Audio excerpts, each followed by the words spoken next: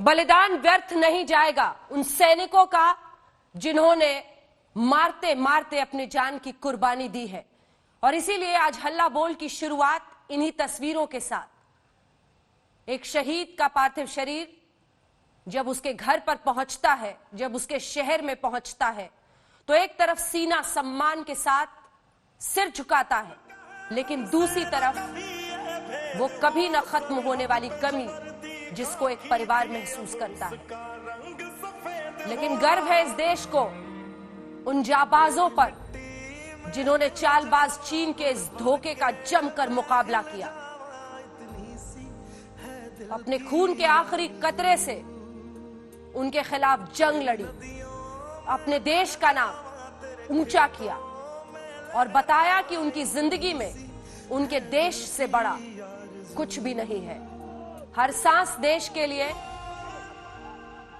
हर शहीद की शहादत देश के लिए। कौन है वो भारतीय जिसका सीना इस वक्त गर्व से नहीं भरता है, लेकिन इसी के साथ श्रद्धांजलि में उसकी आंखें नम हो जाती हैं। हर वो सैनिक जिसने जमकर उन कठिन परिस्थितियों में चीन की सेना का मुकाबला किया, हर उस शहीद के सामने आज सिर इस देश का सम्मान में झुका हुआ है। ये तस्वीरें हम आपको पटना की दिखा रहे हैं। आंखें नम है श्रद्धांजलि में, लेकिन इसी के साथ गर्व है कि ऐसे शहीदों की वजह से हमारी सरहदें हमेशा महफूज रहेंगी। हमारे साथ तमाम मेहमान भी जुड़ेंगे, हम पूरी खबर भी आपको दिखाएंगे, लेकिन बड़ी खबर के साथ हल्ला बोल की शुरुआत कर रहे हैं। भारत और चीन के बीच झड़प पर, जिसमें भारत के विदेश मंत्री ने चीन पर सीधा आरोप लगाया है कि चीन ने गलवान में जमीनी हालात बदलने की पहले से साजिश रची थी और चीन ने पूरी प्लानिंग पहले से की थी। सख्त और कड़े शब्दों में एमईए ने अपनी बात कही है। जमीनी हालात को बदलने की साजिश चीन की, जो सोची समझी साजिश थी, उसका पर्दाफाश किया है साफ शब्दों में।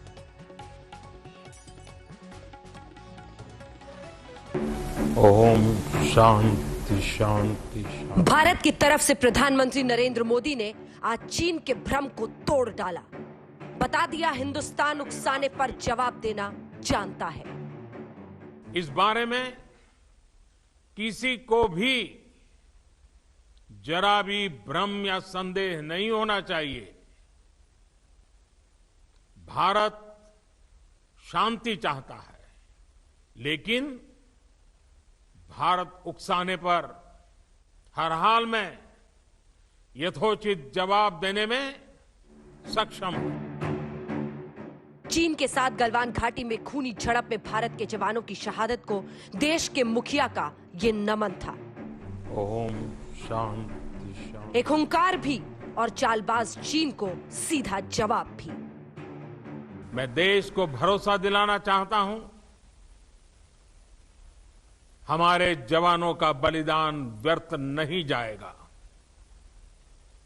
हमारे लिए भारत की अखंडता और संप्रभुता सर्वोच्च है और इसकी रक्षा करने से हमें कोई भी रोक नहीं सकता। इससे पहले आज प्रधानमंत्री पर कांग्रेस नेता राहुल गांधी ने हमला बोला था, कहा था सामने आइए। चाइना ने हिंदुस्तान की जमीन छीनी है, हमारी जमीन हड़पी है। प्रधानमंत्री जी, आप चुप क्यों हैं? आप कहां छुप गए हैं? आप बाहर आइए। पूरा देश, हम सब आपके साथ खड़े हैं, एक साथ खड़ा हुआ है आपके साथ देश। बाहर आइए, देश को सच्चाई बताइए, डरिए मत। 1.5 महीने से चीन की सेना ने लद्दाख में भारतीय सीमा में घुसपैठ की है। जब देश में इस घटना को लेकर भारी आक्रोश है, तो प्रधानमंत्री को सामने आकर देश को सच्चाई बतानी चाहिए कि चीन ने हमारी सरजमी पर कब्जा कैसे किया। और हमारे प्रधानमंत्री ने सबको बता दिया, बलिदान व्यर्थ नहीं जाएगा। बता दिया, जिस देश के जाबाज इतने वीर हो, वो देश झुकेगा नहीं। हमारे वीर मारते मारते मरे हैं। और हमारे दिवंगत शहीद वीर जवानों के विषय में देश को इस बात का गर्व होगा कि वे मारते मारते मरे हैं। जब जब किसी पड़ोसी मुल्क ने भारत की तरफ आंख दिखाया है, प्रधानमंत्री नरेंद्र मोदी ने उसको भारत की ताकत का एहसास साफ शब्दों में बताया है। पुलवामा के आतंकी हमले के बाद भी प्रधानमंत्री ने पाकिस्तान को बता दिया था कि उससे भारी भूल हो गई। आतंकी संगठनों और उनके सरपरस्तों को बता दिया था कि इस भूल की बड़ी कीमत उन्हें चुकानी होगी, जिसके बाद सर्जिकल स्ट्राइक्स हुए। मैं आतंकी संगठनों को और उनके सरपरस्तों को कहना चाहता हूं कि वे बहुत बड़ी गलती कर चुके हैं। बहुत बड़ी कीमत उनको चुकानी पड़ेगी। मैं देश को भरोसा दिलाना चाहता हूं। एक बार फिर प्रधानमंत्री ने गलवान घाटी में चीन की चाल पर उसके भ्रम को तोड़ा है। आज तक ब्यूरो।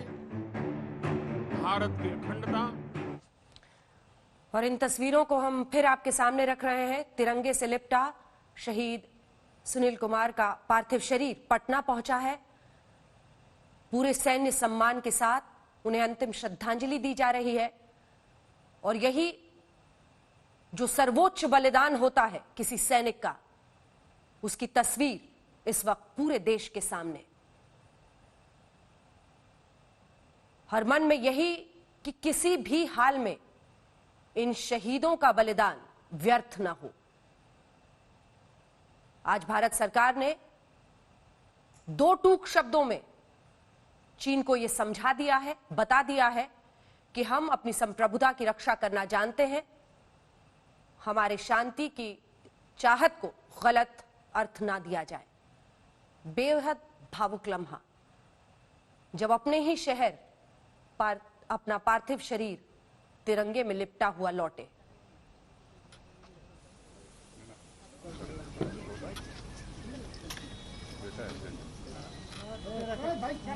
तस्वीरों से ऐसा ही मालूम होता है कि उनके बेटे वहां पर मौजूद हैं, उन्हें फूलों के जरिए श्रद्धांजलि दे रहे हैं। कल्पना से परे है उस परिवार के बलिदान की कल्पना करना।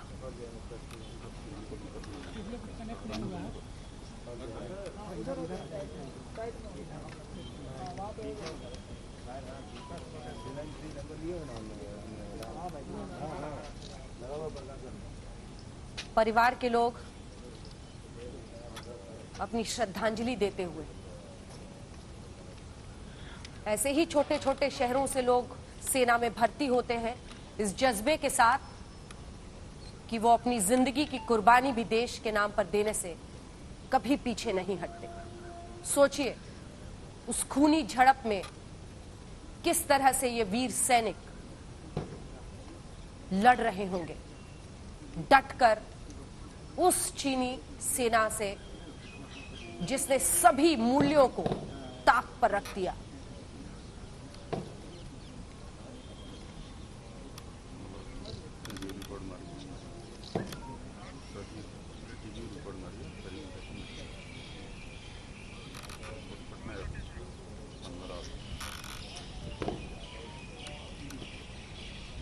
ये पटना की तस्वीरें हैं, लेकिन ऐसे ही उन 20 सेनाकर्मियों के पार्थिव शरीर उनके घरों को लौटेंगे।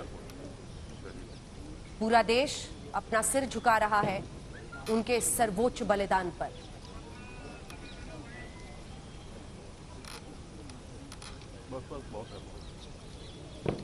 अरे यार तुम। शहीद सुनील कुमार का पार्थिव शरीर उनके शहर पटना पहुंचा है। न सिर्फ परिवार, पूरा शहर, पूरा देश गमगीन है, लेकिन सिर इनकी शहादत पर सम्मान से झुकता है।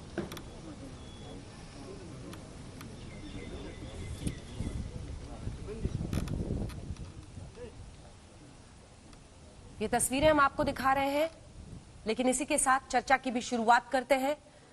भारत की आज की परिस्थिति, क्या हो आगे का रास्ता, इन सब पर हम चर्चा करेंगे।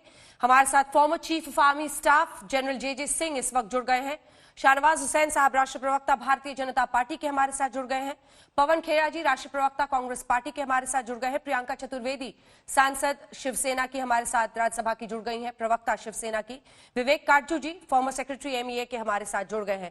जनरल जे सिंह साहब, आपके साथ शुरुआत करते हुए, आज श्रद्धांजलि देने की भी घड़ी है, तो एक नजर उस परिस्थिति पर भी है जो भारत और चीन के बीच इस खूनी झड़प के बाद उभरी है। इन सब पर आपका एनालिसिस क्या दिखता है, आगे का रास्ता आपको? अंजना जी, सबसे पहले तो हमारे बहुत बहादुर और दलेर शहीदों को हमने अपना श्रद्धांजलि पेश करना है और अपना सलाम देना है फौजी स्टाइल में। दूसरी बात, आपने सवाल पूछा कि अभी आगे क्या होगा। मैं आपको आखिरी चीज जो हुई है वो हुई है दोनों देश के foreign ministers, external affair ministers की बातचीत हुई है। उसमें क्या हुआ है उसकी स्टेटमेंट अभी तक नहीं आई, लेकिन मुझे उम्मीद है कि उन्होंने ये सलाह की होगी कि जो हुआ है ये ठीक नहीं है और हमें ऐसी चीज नहीं रिपीट करनी चाहिए या उसके लिए हालात पैदा नहीं करवाने चाहिए। दूसरी बात, उन्होंने कहा कि हम शांतिपूर्वक और डायलॉग के साथ इसका हल ढूंढेंगे और मैं समझता हूं कि ये दोनों देश कोशिश करेंगे। जो फौज का ताल्लुक है जहां तक, वहां पर मैं कहना चाहता हूं कि सबसे पहली बात तो सैटेलाइट पिक्चर्स आजकल सब कुछ दिखा देती हैं, दर्शा देती हैं। इससे क्लियर है कि जहां तक चाइना का फौज का असला है, उनके गाड़ियां हैं, उनके पर्सनल कैरियर हैं, उनके टेंट हैं, उनसे पता लगता है कि चीन बहुत ज्यादा तादाद में यहां आया। उनका ये उनकी इंटेंशन थी, उनका इरादा था कि अगर हिंदुस्तानी उनको मुकाबला नहीं करेंगे तो वो आगे बढ़ते जाएंगे और यहाँ जो कि श्योक नदी है वहां तक पहुंच जाएंगे और जो ये सड़क हम बना रहे हैं तकरीबन बन चुकी है, उसके ऊपर उनकी डोमिनेशन हो जाएगी या उस पर उनका प्रभाव होगा और उसे हमें इस्तेमाल करते समय दिक्कत होगी। तो हिंदुस्तान की फौज सतर्क थी, हमने फौरन एक्शन लिया और हमने उनको रोका और उसके बाद जो एग्रीमेंट हुए उसके तहत वो दोनों तरफों ने कहा हम पीछे हट जाएंगे और हमने डिमांड ये की कि आपने स्टेटस को बदली किया है। स्टेटस को जो पहले अप्रैल के आखिरी हफ्ते में था वहां पे वापस आपकी फौज को जाना पड़ेगा। तो कहने का मतलब यह है कि अभी चीन आरोप लगा रहा है हिंदुस्तान पे कि हमने उनके ऊपर कोई वायलेशन ऑफ LAC या LAC का उल्लंघन किया। एक गलत बात है। चीन LAC को अपने सोच के मुताबिक आगे नहीं बढ़ाती जा सकती है। आप देख रहे हैं 56 में लाइन कहां थी, 1960 में लाइन कहां थी और ये और पश्चिम की तरफ आती गई है और 62 वॉर के बाद जहां है। अब ये जगह पता है, ये line of actual control Galwan की वैली में तो सबको पता था, दोनों तरफों को पता था। वहां से जब आगे आए हैं उनको पता है कि वो गलत कर रहे हैं कार्रवाई और इसलिए हमने जब रोका तो उन्होंने फिर मीटिंग के दौरान मान लिया कि अच्छा ठीक है हम वापस जाएंगे। तो हमने कहा ठीक है, हमारी भी जो फौज अभी आई है उसको हम वापस भेजेंगे। लेकिन कहने का मतलब यह है कि रात को वापस जाते समय उन्होंने अपना रुख मोड़ लिया और धोखेबाजी करने की कोशिश की और अपना एक कोई पोस्ट वहां पे बनाने की कोशिश की, तार लगा के, वायर लगा के, जो भी है। और हमारी फौज वो उसको देख रही थी तो उनको उन्होंने कहा कि ये गलत कर रहे हो आप, और उससे झड़प शुरू हुई। इसमें भी चीन हमारे ऊपर आरोप लगा रहा है। ये तो चोर जो है कोतवाल को डांटने वाली बात है। तो चीन भाई कई बार ऐसा कर चुका है पहले भी, तो इसलिए मैं इससे सरप्राइज नहीं हुआ हूं। जी शाहनवाज हुसैन साहब, क्या काट है आपके पास इस बात की? प्रधानमंत्री ने कहा है कि बलिदान व्यर्थ नहीं जाएगा, लेकिन दो बातें जो मैं आपको बताना चाहती हूं। आज चीन के एक्सटर्नल अफेयर्स मिनिस्ट्री की तरफ से औपचारिक रूप से बयान दिया गया, जिसकी बाइट भी है, जिसमें वो खुलकर कह रहे हैं कि गलवान घाटी हमारा है। दूसरी तरफ लगातार उनका जो रुख रहा है पूरे मामले में और जिस तरह से उन्होंने हमारे सैनिकों के साथ किया है, वो साफ बता रहा है कि उनकी मंशा क्या है। अब आप बताइए कि आपकी मंशा क्या है। देखिए, हमारी मंशा, इस देश की मंशा, इस देश की एक एक इंच जमीन की हिफाजत की है। और मैं आपको कह दूं कि मैं आज तक का इंडिया टुडे ग्रुप का शुक्रगुजार हूं। देश को शुक्रगुजार होना चाहिए कि आपने जिस तरह मैप के जरिए समझाने का काम किया, वो बहुत सही संदेश देश में गया है। आपने पूरी गलवान वैली के बारे में और अन्य इलाके के बारे में पूरी मैपिंग से जो समझाया है, मैं आपसे कह सकता हूं कि आज के दिन हमारे जो शहीद जवान जिन्होंने अपनी प्राण की आहुति दी, जिन्होंने शहादत का जाम पिया, उनको पूरा देश सैल्यूट कर रहा है। पूरा देश उनके सम्मान में आज खड़ा है, क्योंकि उन्होंने अपने इस भारत माता की रक्षा के लिए मारते मारते अपनी जान दे दी है। उन्होंने चाइनीज आर्मी, जो पीएलए के लोगों ने जिस तरह की वहां पर हरकत की, हमारे जवान ने जो शहादत दी है, देश के प्रधानमंत्री ने कहा है, वो व्यर्थ नहीं जाएगा। हमने उस इलाके में अपनी जमीन की हिफाजत की है और हमारे जवानों ने जो शहादत दी, प्रधानमंत्री जी के शब्दों में, वो व्यर्थ नहीं जाएगा। हम अपनी जमीन की रक्षा करने में सक्षम हैं और उसको करेंगे। प्रधानमंत्री जी ने आज उस पर स्टेटमेंट किया है और सर्वदलीय बैठक भी बुलाई है, क्योंकि व्यक्ति से बड़ा दल और दल से बड़ा देश होता है। अब पूरा देश इस पर एकजुट है। शहीदों की शहादत पर आज पूरे देश को गर्व है कि उन्होंने चाइना को उसी की भाषा में जवाब दिया और जितनी संख्या में हमारे सैनिक हताहत हुए, उससे बड़ी संख्या में उन्होंने अपनी प्राण की आहुति देकर भी चाइना को करारा जवाब दिया है। विदेश मंत्री के स्तर पर आज बातचीत हुई है, दोनों विदेश मंत्री की। प्रधानमंत्री जी का स्टेटमेंट आया है। हम सर्वदलीय बैठक भी करेंगे, जो अन्य दल के लोग हैं उनको भी सारी स्थिति से अवगत कराएंगे। इस मुद्दे पर देश के जनता के जो मन में है, उसमें उसके मन मुताबिक सरकार निर्णय कर रही है। सेना को पूरी छूट है और सेना को पूरी आजादी है और सेना, हमारे जो सैनिक शहीद हुए हैं, उनकी शहादत को भी पूरे देश की तरफ से सलाम है, सैल्यूट है। ठीक है, पवन खेड़ा जी, दो प्रतिक्रियाएं जो आपकी पार्टी से आई। राहुल गांधी कह रहे थे प्रधानमंत्री को कि सामने आइए, डरिए मत, हम सब आपके साथ हैं, ललकार रहे थे। सोनिया गांधी ने कहा है चीन ने हमारी जमीन पर कब्जा कर लिया है। एक तो समझना चाहेंगे, क्योंकि जो मैप हम दिखा रहे हैं उसमें चीन अपने हिस्से में ही हैवी बिल्डअप करता हुआ दिखाई दे रहा है। तो एक तो इस जानकारी का स्रोत जो वो दावा कर रही है, दूसरी बात जो एकजुटता की दुहाई शाहनवाज जी दे रहे हैं, उनका कहना है कि सर्वदलीय बैठक प्रधानमंत्री ने बुलाई है। क्या एकजुट है देश चीन के मुद्दे पर? अंजना जी, शहीदों के लिए आंसू अगर शाहनवाज भाई के दिल में है, मेरे दिल में भी है, आपके दिल में भी, हम सबके दिल में है। 20 जख्म हमारे दिलों में आज हुए। इसमें जाहिर सी बात है, हम सब एक रहेंगे। ताकतवर देश है, ताकतवर सेना है। सिर्फ देश ये जानना चाहता है क्या सरकार ताकतवर है? बोलने भर से, हुंकार देने भर से मान लिया जाए कि ताकतवर है, तो 2013 में भी हमने बड़े बड़े भाषण सुने थे, कुछ लोगों ने यकीन भी किया था उस बात। आप कह रही हैं कि स्रोत क्या है? हमारा आपका स्रोत तो वही है जो रिटायर्ड जनरल्स हैं, जो एक्सपर्ट्स हैं, जो उस इलाके को समझते हैं, जो स्ट्रेटेजिक एक्सपर्ट्स हैं, जो बार बार 1 महीने से नहीं 2 महीने से लगातार आगाह कर रहे थे। वो भले जनरल पनाग हो, जनरल हुडा हो, जनरल मेनन हो, या ब्रह्मा चलानी जैसे एक्सपर्ट्स हो, या अजय शुक्ला जैसे एक्सपर्ट्स हो, ये तमाम लोग आगाह करते रहे, सरकारों को भी, विपक्ष को भी आगाह करते रहे, भाई आवाज उठाइए, हमारी जमीन पर कब्जा हो रहा है। गलवान वैली पर तो कभी भी किसी का क्लेम नहीं, हमारा ही क्लेम था। आज तक वो डिस्प्यूट का हिस्सा नहीं थी। अचानक गलवान वैली पर कब्जा हो जाए और अब चीन कहे ये तो हमारी थी। और जब आपस में वार्ता हो रही है, पीछे हटने को तैयार हो रहे हैं, फिर धोखा दे रहे हैं। तो जाहिर सी बात है, प्रश्न तो हम सरकार से ही पूछेंगे। जब कोरोना की मुसीबत आएगी तो कोरोना पर प्रश्न पूछे जाएंगे, जब चीन या पाकिस्तान या कोई और मुसीबत आएगी तो हम उस बाबत प्रश्न पूछेंगे, और उसी वक्त पूछना बनता भी है, जायज बात है, क्योंकि देश के मन में वही प्रश्न होते हैं। हम साथ उसके खड़े होंगे जो कुछ करता हुआ दिखेगा। हमें पूरा सहयोग मिला था भारतीय जनता पार्टी जब विपक्ष में होती थी, इसमें कोई शक की बात नहीं।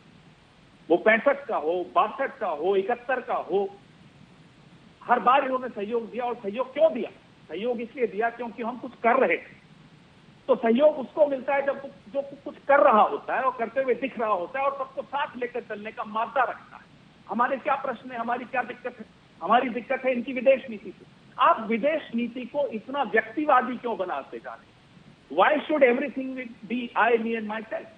विदेश नीति एक कुछ नियमों पे चलती है, कुछ प्रोटोकॉल्स पे चलती है। मुझसे ज्यादा एक्सपर्ट बैठे हैं, काटू साहब बैठे हैं, लेकिन आप उसको पर्सनलाइज करते चले जाएंगे, उसका व्यक्तिवादी बनाते चले जाएंगे, तो फिर अगर विदेश नीति को आप इवेंट मैनेजमेंट का दर्जा देंगे तो यही होगा जो हो रहा है, और उसके बाद आप बार बार हेडलाइन मैनेजमेंट करेंगे। तो हमारी सरकारों को इवेंट मैनेजमेंट और हेडलाइन मैनेजमेंट से ऊपर उठना होगा, क्योंकि अब देश की संप्रभुता, देश की सीमाएं खतरे में आ गई। इसलिए हमारा दिल में दर्द है, इसलिए हम बार बार आवाज ऊंची करके बोलते हैं, दुखी होकर बोलते हैं, क्रोधित होकर बोलते हैं। आज जिसको इस देश की सरकार से शिकायत है, उसको इस देश से बेपनाह मोहब्बत है, इसलिए शिकायत। जी प्रियंका जी, क्या आपको भी लगता है कि सरकार को जितना करना चाहिए था उतना चीन पर नहीं किया? क्योंकि सामना के जरिए लगातार ये सवाल पूछा जा रहा था कि पीएम या रक्षा मंत्री इस पर चुप्पी क्यों साधे हुए? नहीं, देखिए, जहां तक सामना की बात है और जहां तक शिवसेना की बात है, मैंने भी कल बहुत क्लियरली कहा था कि पिछले 1 महीने से ये तकलीफ चल रही है और बहुत सारे अखबार से, सूत्रों के हवाले से खबर आ रही थी कि कोई कैप्चर हुआ है, नहीं हुआ है, इंडियन टेरिटरी में है, नहीं है। हमने बस मांगा है तो एक क्लैरिटी मांगी है। क्लैरिटी इस बात की कि अभी हमारी सेना बल कहाँ है और क्या ये बात में सच्चाई है कि चाइना हमारे देश की टेरिटरी के अंदर घुसकर आकर उन्होंने इस तरीके की कार्रवाई या कब्जा जमा कर रखा है या स्ट्रक्चर्स खड़े किए हैं। दूसरी बात, राजनाथ सिंह जी ने आज उनको बहुत गहरा शोक व्यक्त किया, पर आज तक हमें ये नहीं पता है कि कितने हमारे अभी तक ऑफिशियली जो डिफेंस मिनिस्ट्री की तरफ से आने चाहिए ऑफिशियल फिगर्स नहीं आए हैं कि कितने हमारे जवान शहीद हुए हैं, कितने कैप्चर हुए हैं, कितने इंजर्ड हैं। तो ये भी अगर एक क्लैरिटी आए देश के सामने कि क्या स्थिति है। हम ये नहीं कह रहे हैं कि आपको सारी स्ट्रैटेजी देश की जनता के बीच में रखनी है या पार्टीज के बीच में रखनी है, पर वास्तविकता क्या है वो जानना बहुत जरूरी है। ये बात की मैं कहूंगी कि ये बात अच्छी हुई है कि प्रधानमंत्री जी ने ऑल पार्टी मीटिंग को बुलाया है और संबोधित करेंगे और जो वास्तविक स्थिति है उसके बारे में बात करेंगे। पर मैं उम्मीद करती हूँ कि इस मीटिंग में भी जनता के बीच में ही क्या ऑल पार्टीज के जो इलेक्टेड रिप्रेजेंटेटिव्स हैं उनको भी बताया जाएगा कि वास्तविकता क्या है। मैं इस बात को भी वेलकम करती हूँ कि एक्सटर्नल अफेयर्स मिनिस्टर ने उनके फॉरेन मिनिस्टर से ये कहा है कि स्ट्रक्चर्स खड़े किए गए वो इंडियन लाइन ऑफ कंट्रोल की तरफ किए गए और इसकी वजह से ये पूरा वायलेंट रिएक्शन हुआ जिसमें हमारे जवान शहीद हुए हैं। तो एक स्ट्रेट टॉक करना, एक स्ट्रैटेजी होना और चाइना को उन्हीं के आवाज में समझाना मैं मानती हूँ बहुत महत्वपूर्ण है। एक तरफ भाषणबाजी होती है, राजनीति से जुड़ी भाषणबाजी होती है, ला छप्पन इंचो, वो सब को अभी इस समय पर कोई इस पे आर्ग्यूमेंट करने की जरूरत नहीं है। जो सही बात है कि अब देश में हम सबको एकजुट होकर प्रधानमंत्री से पूरी उम्मीद है और हमारे सेना बल से पूरी उम्मीद है और हम सब उनके साथ खड़े हैं, पर क्लैरिटी होना, क्योंकि डेमोक्रेसी में क्लैरिटी होना बहुत जरूरी है। हम अथॉरिटेरियन कंट्री नहीं है जिस तरीके से चाइना सब कुछ अपने पास, शी जिनपिंग अपने आप को समझते हैं ऑल इम्पोर्टेंट लीडर और वही निर्णय लेते हैं, वो इंडिया के हालात नहीं है। तो इंडिया को सबको साथ में लेकर चलना होगा और मैं उम्मीद करती हूँ प्रधानमंत्री मोदी जी ये करेंगे। ठीक है शाहनवाज जी, आप सब दोनों की ही बातों का जवाब दीजिएगा, लेकिन उससे पहले मैं विवेक काटजू जी के पास जाना चाहती हूँ। विवेक काटजू जी, आपके अनुभव के जरिए पूरी सिचुएशन की एनालिसिस अगर पूरा देश इस वक्त सुने, आपको क्या समझ में आ रहा है, क्या दिख रहा है, क्या करना चाहिए भारत को? देखिए, पहली चीज तो राजनीतिक एकता की बहुत जरूरत है। वो सिग्नल भारती को नहीं, भारत की जनता को अगर जाएगा तो आश्वासन होगा कि हमारे जितने राजनीतिक नेता हैं वो एक मंच पे खड़े हैं, सेना के साथ खड़े हैं। एक ऐसे दिन जब हमारे सैनिकों ने बलिदान दिया है, अपने प्राणों का बलिदान दिया। दूसरा, वो सिग्नल हमारे पूरे क्षेत्र को जाएगा और वो अंतर्राष्ट्रीय समुदाय को जाएगा कि जब भारत पे आक्रमण कोई भी देश करता है, कितना भी शक्तिशाली, भारत उसको कबूल नहीं करता है। और प्रधानमंत्री जी ने आज साफ किया है, मुझे बहुत खुशी है कि उन्होंने कहा है कि हमारा सैनिकों का बलिदान व्यर्थ नहीं जाए। अब सवाल ये है कि भारत क्या करता है दुनिया को ये, और भारत की जनता को और दुनिया को ये दिखाने के लिए कि उनका बलिदान व्यर्थ नहीं गया।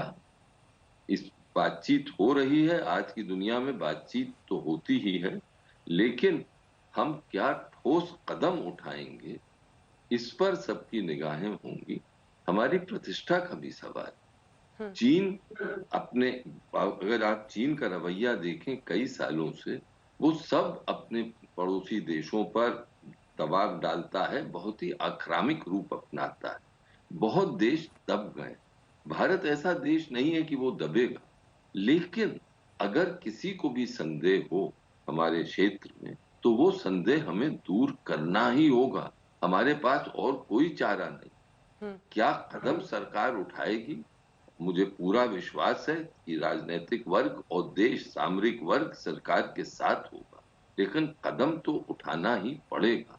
कदम का फैसला सरकार उठाएगी, और ऐसा कदम मेरी समझ में होना चाहिए कि लोगों को और अंतर्राष्ट्रीय समुदाय को ये संकेत पूरा मिल जाए कि अगर भारत की अखंडता के साथ, भारत के वीर जवानों के साथ अगर ऐसी बर्बरता होती है, तो फिर भारत अपना जोश दिखाता है, होश रखता है, लेकिन ऐसी कार्रवाई करता है जो कि साबित कर देती है कि भारत कोई छोटा मोटा देश नहीं है। भारत एक उभरती शक्ति के रूप में दिख रहा है दुनिया में। और अगर हम आज के दिन कसौटी पर नहीं उतरे, तो फिर ये साफ होगा कि जो हमारी इज्जत है, जो हमारी मान है, जो बढ़ रही है, जिसमें मोदी जी ने बहुत योगदान दिया है, और मुझे एहसास है कि मोदी जी और सरकार को भी यह एहसास होगा कि वो योगदान में कुछ न कुछ कमी जरूर आएगी। मुझे विश्वास है कि ऐसा नहीं होगा, और आगे वाले दिन जो हैं बहुत ही क्रूशल और क्रिटिकल दिन, और ये नहीं हम कोई उम्मीद करते हैं कि जल्दबाजी में कोई कदम उठाना चाहिए, क्योंकि ऐसे मामले बहुत ही नाजुक होते हैं। जो निर्णय होते हैं उनका अंजाम बहुत दूर तक जाता है, लेकिन निर्णय तो लेने ही पड़ेंगे। और आखिरी बात मैं ये कहूंगा कि 1988 से जो नीति भारत की चल रही है चीन के प्रति, अब वक्त आ गया है कि ऑल पार्टी मीटिंग में उस पर चर्चा हो, क्योंकि सब सरकारों ने, जो राजीव गांधी के जमाने में नीति बनी थी कि हम सीमा विवाद को पर भी एक निगाह रखेंगे, उसको सुलझाने की कोशिश करेंगे, और उसके साथ साथ चीन के साथ अपने व्यापक संबंध बढ़ाएंगे। चीन ने उस पर अमल नहीं किया, यहां तक कि अभी मैप्स भी एक्सचेंज नहीं किए हैं कि वास्तविक नियंत्रण रेखा कहाँ है। तो ये अब मेरे मन में ये आता है कि ये नीति अब आगे नहीं ज्यादा चल सकती, और अब हमें यही फैसला करना पड़ेगा कि कुछ न कुछ दाम तो चुकाने ही पड़ेंगे। आर्थिक व्यवस्था हमारी अभी कमजोर है, सबको मालूम है कि आज के दिन मुश्किलों में जी। लेकिन फिर बलिदान देना पड़ता है, इज्जत के लिए, वकार के लिए बलिदान तो देना ही। ठीक है शाहनवाज जी, अब आप सभी की बातों का जवाब दीजिए। पवन खेड़ा जी का मुख्य पॉइंट ये था कि सरकार अपनी पूरी विदेश नीति को एक व्यक्ति के इर्द गिर्द रखती है, जिसका खामियाजा भुगतना पड़ रहा है, उसका कुछ फायदा नहीं मिल रहा है। प्रियंका जी का कहना है कि आपने पारदर्शिता नहीं रखी, सच्चाई को लेकर एक भ्रम देश के अंदर भी बना रहा पिछले 40 दिन से, ये गतिरोध जब से चीन के साथ चल रहा है। और जो काटजू साहब कह रहे हैं, जोश भी लेकिन होश भी। आप सरकार हैं, जवाब दीजिए। देखिए, काटजू साहब ने बहुत अच्छी बात कही है, मैं अक्षरशः उसका समर्थन करता हूं। इनकी इंडिपेंडेंट राय है, वो देश की राय। और ये प्रियंका जी ने भी करीब करीब सब बात सही कही है। जहां तक पारदर्शिता का सवाल है, विदेश नीति में जो चीज़ें बताई जाती है वो बताई जाती है, और जो बताना है ज़रूर बताएंगे, देश को विश्वास में लेंगे। जहां तक पवन खेरा साहब का सवाल है, मेरी उनसे गुजारिश है कि हम वाद विवाद में रहते हैं। जहां आज देश मरमाहत है, प्रधानमंत्री के वो शब्द, वो मारते मारते मरे, वो मारते मारते शहादत दी, तो आज उनके शहीदों के सम्मान में कम से कम आज राजनीति से ऊपर उठे। सुबह राहुल गांधी जी ने ऐसे प्रधानमंत्री जी को तलाशा जैसे लगा प्रधानमंत्री कहीं नहीं है। प्रधानमंत्री कल भी पूरी तरह बैठक कर रहे थे, कैबिनेट कमेटी ऑन सिक्योरिटी की बैठक की, विदेश मंत्री, डिफेंस मिनिस्टर, गृह मंत्री सबसे बातचीत की, रक्षा मंत्री पूरी तरह उस बातचीत में लगे थे। और आज भी प्रधानमंत्री जी ने जब स्टेटमेंट देना था उन्होंने स्टेटमेंट दिया है। इसलिए मैं कहता हूं कि इस तरह के ऐसे नाजुक मुकाम पर कांग्रेस कम से कम थोड़ी राजनीति से बाज आनी चाहिए। आज देश के अंदर पूरा देश इकट्ठा है। हम चाहते हैं, आपने कहा कि जैसे हम आपके साथ खड़े थे, चाहे 65 चाहे वो 62 का युद्ध हो या उसके बाद भी हो, आपकी कमियां 10 होंगी, आज मैं उसको गिनाने वाला नहीं हूं, मेरे पास वो पूरी लिस्ट है कि आपकी कमियों की, लेकिन आज मैं भी वो मर्यादा रखूंगा कि वो कमियां नहीं गिनाऊंगा। आज हमें अपनी खूबी जाननी। आपका ये डिबेट सुनकर देश के अंदर भी विश्वास होना चाहिए और चाइना को भी संदेश जाना चाहिए कि 137 करोड़ हिंदुस्तानी इकट्ठे हैं, एकजुट हैं। चाइना हमें कमजोर समझने की कोशिश न करे। मुझे मालूम है कि कई मुद्दों पर वाद विवाद होता है और मैं उसको छेड़ना नहीं चाहता। उस विवाद को, चाइना के बारे में किसकी क्या राय है उसको भी मैं छेड़ना नहीं चाहता। मैं चाहता हूं कि आज के दिन हल्ला बोल, इस प्रोग्राम में हल्ला बोल हो चाइना पे, न कि आपस में हल्ला बोल हो। पवन खेरा जी, हल्ला बोल चाइना पर हो, आपस में नहीं। काटजू साहब, आपने कहा और बड़े आदर के साथ मैं आपकी बात को आगे बढ़ाना चाहता हूं कि राजनीतिक एकता दिखनी चाहिए। राजनीतिक एकता की जिम्मेदारी किसकी बनती है? Who has to develop a political consensus? मैं आपसे पूछना चाहता हूं, प्रधानमंत्री की जिम्मेदारी। आज जब इतना दबाव आया, तब आप कह रहे हैं कि परसों आप ऑल पार्टी मीटिंग रखेंगे। अटल बिहारी वाजपेयी जी ने 1962 में एक्शन के दौरान स्पेशल सत्र की मांग की थी संसद की, और नेहरू जी ने माना था, उसको स्वीकार किया था, और विशेष सत्र हुआ था संसद का, जिसमें नेहरू जी ने तमाम बातें सुनी अटल जी की। अटल जी उस वक्त 37 साल के नौजवान, बड़े उनमें आग थी, जोश था। उन्होंने तरह तरह की बातें सुनाई नेहरू जी को, नेहरू जी ने सुनी। तो जब अटल जी उस वक्त संसद का विशेष सत्र की मांग कर रहे थे और संसद में खड़े होकर नेहरू जी को जली कटी सुना रहे थे, मैं मानता हूं कि अटल जी के दिल में जज्बा था देश का, राष्ट्रभक्ति का। भक्ति का अर्थ प्रधानमंत्री की भक्ति नहीं होता है शाहनवाज जी, राष्ट्रभक्ति जी। और अगर मेरे राष्ट्र के बीच में मेरा प्रधानमंत्री आ रहा हो तो माफ कीजिएगा, मैं नहीं करूंगा उस प्रधानमंत्री की भक्ति, मैं राष्ट्रभक्ति में रहूंगा। तो आप मेरी बात आप सुन लीजिए। अब शाहनवाज जी, पारदर्शिता की बात प्रियंका जी ने कही, बहुत सही कही। आप कहते हैं कुछ बातें बताई जाती हैं, कुछ बातें नहीं बताई जाती। अरे मेरे भूभाग पर कब्जा हो रहा है, आप कह रहे हैं बताऊंगा नहीं। 1 इंच पे कब्जा नहीं है, 1 इंच पे नहीं, बीच में नहीं, बीच में नहीं, बीच में नहीं, हमारे इलाके में आकर बीच में मत बोलिए कृपया करके, मेरी बात समाप्त हो जाए। मुझे मौका दीजिए। ठीक है, वो पूरा करें, मैं आपके पास आऊंगा। मत बोलिए, आपसे ज्यादा गुस्सा। नारा आपका था 2013 में कि घुसकर मारेंगे, आज कहते हैं कि मारते मारते मारे गए। ये नारा क्यों बदला? देश ये जानना चाहता है शाहनवाज जी। आपने तो बड़ी बड़ी बातें कही थी कि हम घुसकर मारेंगे। ये क्या हो गया कि चीन हमारी भूभाग पर घुस जाता है, कब्जा करता है और हमारे सैनिकों को मारता है, और आप कहते हैं कि हम मारते मारते मारे गए। शर्म आ रही है हमें ये सुनकर आज आपकी बात। देश ने आपको इसलिए नहीं जिताया था कि आप कहें मारते मारते मारे गए हमारे सैनिक, इस देश के जवान। देश ने आपको इसलिए चुना था क्योंकि आपने कहा था हम घुस कर मारेंगे, देश इंतजार कर रहा। ठीक है, अब जवाब लेते हैं। शाहनवाज जी जवाब दीजिए। देश पर गर्व कीजिए, अपनी सेना की शहादत पर गर्व कीजिए। उन्होंने अपनी प्राण की आहुति देकर चाइना को भारी नुकसान पहुंचाया है, उनकी बहादुरी पर फख्र कीजिए। और आप क्या कहते हैं, वहां पर जो भी जानकारी है वो बताई जाएगी, आपको टेलीविजन पर बताई जाएगी। 3 हेलीकॉप्टर आए चाइना के, एक हेलीकॉप्टर में 12 से 15 लाश ले गए, उनके ज्यादा लोग मारे गए। हमारे सैनिकों ने अगर वो मरते मरते उनको मारा तो क्या उस पर आपको गर्व नहीं, शर्म आती है? आपको क्यों आती है? उनके शहीदों ने अपनी प्राण की आहुति दे दी और आप शर्मा रहे हैं। शर्म की बात है, आपको शर्म आनी चाहिए इस तरह की भाषा बोलकर। क्या संदेश देते हैं? चुप रहिए आप, चुप रहिए आप, बीच में मत बोलिए। पवन जी रुक जाइए। आपको कहता हूँ, मुझे पवन जी शाहनवाज जी को अपनी बात पूरी करने दीजिए। शहीदों ने नहीं, पवन पहले खेरा मेरी बात पूरी होने दीजिए। पवन खेरा जी, फिर आप नहीं बोल पाएंगे, आप नहीं बोल पाएंगे फिर। अंजना जी, अगर पवन खेरा इन्होंने जी मुझे टोका था बोलते हुए, पवन तो खेरा मेरी बात को शांत पूरी हो होने जाइए। दीजिए, तब मैं बोलूंगा। नहीं, मुझे बोलने दीजिए। इसके बाद मैं आ रही हूँ काजू साहब। अभी काजू साहब भी बोलना चाह रहे हैं, शाहनवाज जी अपनी बात बोल लीजिए। अभी शहीद का शव पटना की सरजमी पर उतरा, वही दुख है हमें, और वो लड़ते ठीक है शाहनवाज जी, फिर आप बोल रहे हैं, शाहनवाज जी को बोलने दीजिए। हम भी बोलेंगे, आप भी बोलेंगे। पवन जी प्लीज। फिर ये मत कहिएगा अंजना जी पर दोष मत दे दीजिएगा कि मुझे मौका दे रही है। आपको पूरा मौका दिया, मैंने घड़ी देख ली थी, उतना सेकंड। अंजना जी, हमारी पार्टी इनसे थोड़ी छोटी है, थोड़ा मौका इनसे 2 सेकंड कम दे दीजिए। मैं आपसे कह रहा हूं, जब आपको क्यों शर्म आई इस बात पर प्रधानमंत्री के?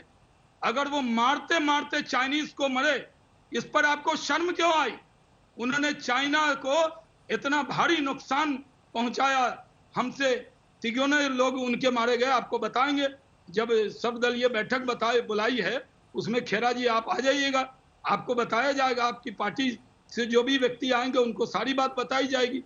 काटजू साहब यहाँ पर बैठे हैं, विदेश और रक्षा नीति की बातें, सब बातें टेलीविजन पर नहीं बताई जाती हैं, लेकिन इतना जरूर बता देते हैं कि पूरी दुनिया में यह संदेश गया है कि भारत ही एक ऐसा देश है जिसने चाइना से प्रतिकार करके अपनी 1 इंच जमीन पर भी, मैं आज तक के दर्शकों को एक बात जिम्मेदारी से कहता हूं, 1 इंच जमीन पर भी अब चाइना नहीं, हमारे सैनिकों ने प्राण की आहुति देकर अपनी जमीन की रक्षा की है, और हमें उस पर फख्र है। काटजू साहब भी बोलना चाह रहे थे, वो बोले।